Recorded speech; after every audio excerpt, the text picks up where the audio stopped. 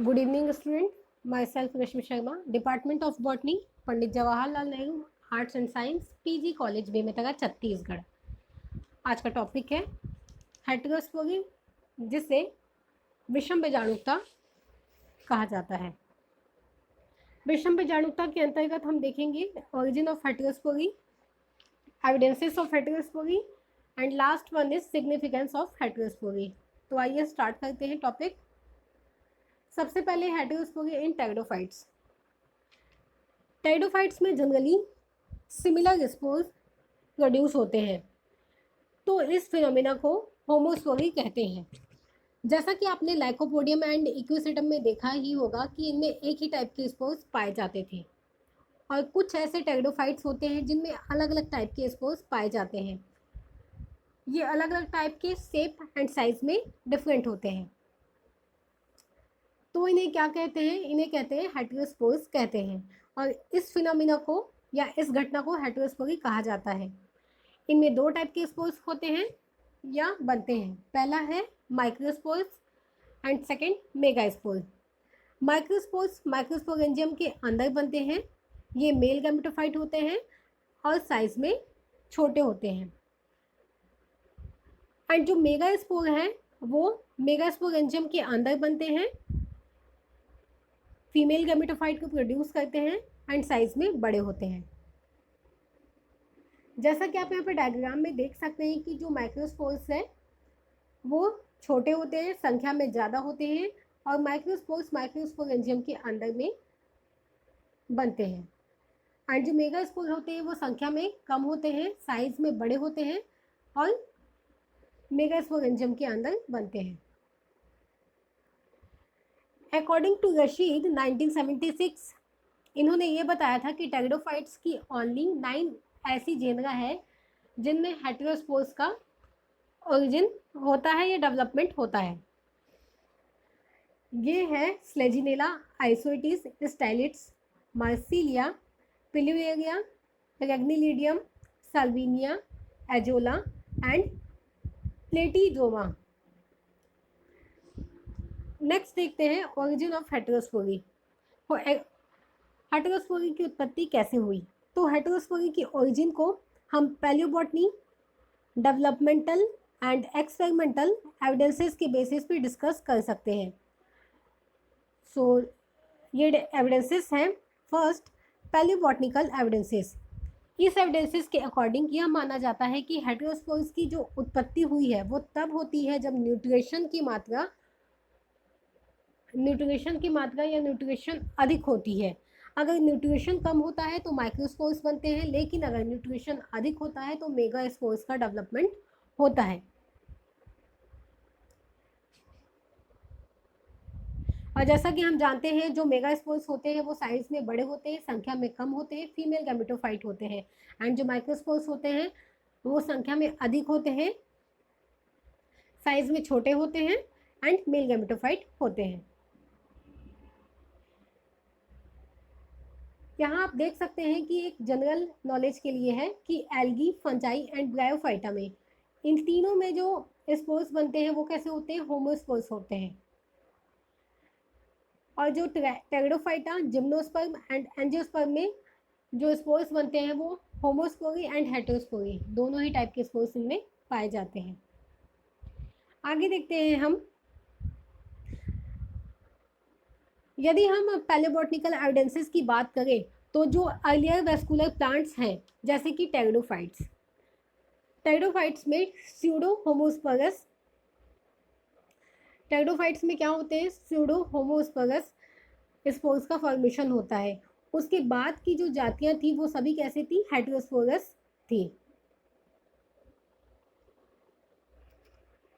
और इनका जो ओरिजिन है या इनकी जो उत्पत्ति है वो अपर डेवोनियन पीरियड में हुआ था। ढेर सारे हेटेरोस्पोरस थे, और स्फिनोप्सिडा एंड टेरोप्सिडा में ये सभी लेट डेवोनियन पीरियड में उत्पन्न हुए थे।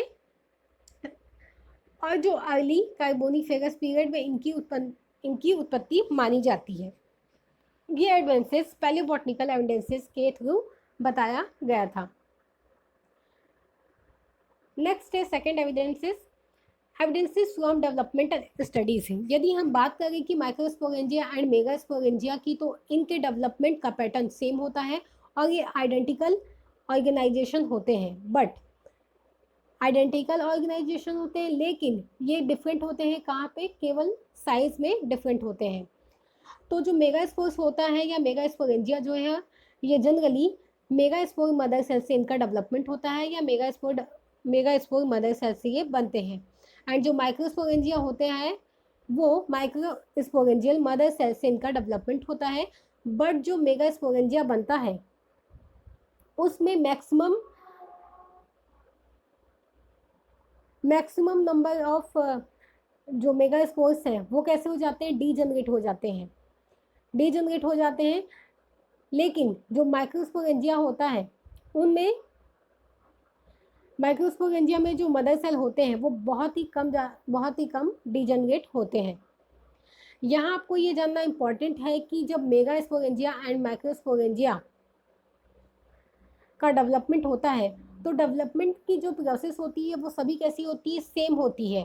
पहले स्टेज की क्या होती है, सभी जितनी भी स्टेजेस होती है डेवलपमेंट की प्रोसेस होती है पहले स्टेज की, वो सभी सेम होती है, लेकिन मियोसिस डिवीजन के बाद इनका शेप एंड साइज क्या हो जाता है, चेंज हो जाता है।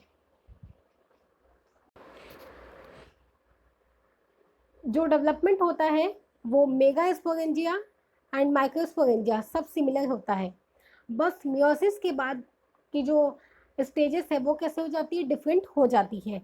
एग्जाम्पल की फॉर्म में मार्सिलिया, साल्विनिया एंड एजोला, इनमें जब हेटेरोस्पोर्स का फॉर्मेशन होता है तो मियोसिस की डिवीजन के बाद में साल्विनिया, मार्सिलिया एंड एजोला में 64 माइक्रोस्पोर्स एंड 64 मेगास्पोर का फॉर्मेशन होता है। हम जानते हैं कि माइक्रोस्पोर्स कहाँ पे बनते हैं, माइक्रोस्पोरेंजिया के अंदर बनते हैं, एंड वैसे ही मेगास्पोर्स कहाँ बनते हैं, मेगास्पोर्स मेगास्पोरेंजियम के अंदर बनते हैं। लेकिन मियोसिस की डिवीजन के बाद जो मेगास्पोर्स होते हैं उनमें से मोस्ट ऑफ मेगास्पोर्स जो होते हैं वो डीजनरेट हो जाते हैं, केवल एक ही मेगास्पोर जो होता है वो एक्टिव होता है। लेकिन जो माइक्रोस्पोर्स होता है उनमें 64 के 64 माइक्रोस्पोर्स कैसे हो जाते हैं, एक्टिव अवस्था में ही रहते हैं। थर्ड एविडेंसेस है यहाँ पे, एविडेंसेस फ्रॉम एक्सपेरिमेंटल स्टडीज। गोइबेल ने 1905 में ये बताया था कि स्लेजिनेला में उन्होंने एक्सपेरिमेंटल स्टडीज़ किया, और उनके एक साथी थे शॉर्टक ने 1970 में मार्सिलिया में एक्सपेरिमेंटल स्टडी किया, और उन दोनों ने ये बताया कि जो न्यूट्रिशन फैक्टर्स होता है वही हेटेरोस्पोरी प्रोड्यूस करता है।